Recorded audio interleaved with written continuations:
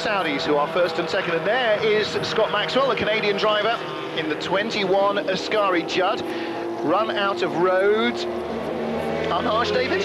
I actually haven't got the faintest idea what that is, to be perfectly honest. It's not something I recognise. Unless he's... No, he can't have gone straight past the round nose. They don't have those fences at Mulsanne Corner.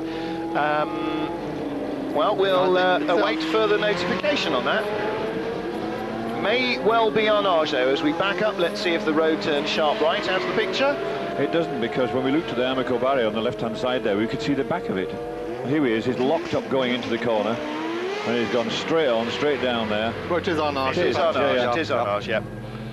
So that big earth bank put in place, the fencing has been there, the wooden palings have been there for many years, but the big earth bank there just to try and, well, stop cars hitting fencing at high speed. They moved the earth bank, of course, from Mulsanne Corner about 30 years ago, when everyone used to spend hours digging their Ferraris and E-types and things out. And MGBs and everything else that ran out of brakes after 3 minutes on the Mulsanne straight, and decided that that was the time that the driver's foot would go straight to the boards, which can't have been much of a task for them. Now, we mentioned before the break, MG still leading in the 675 class, Mark Blundell at the helm. And yeah, again, more heroics at the wheel from all these guys. As Stephen Day mentioned to us a moment or two ago from the PK Porsche team, when you get out of the car, I think you know you've had a good stint, don't you, no matter how well or badly it's been going.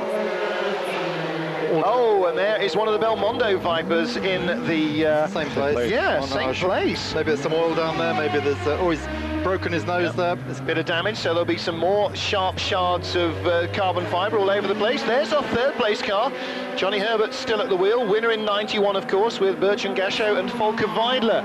Whatever happened to those two in racing terms?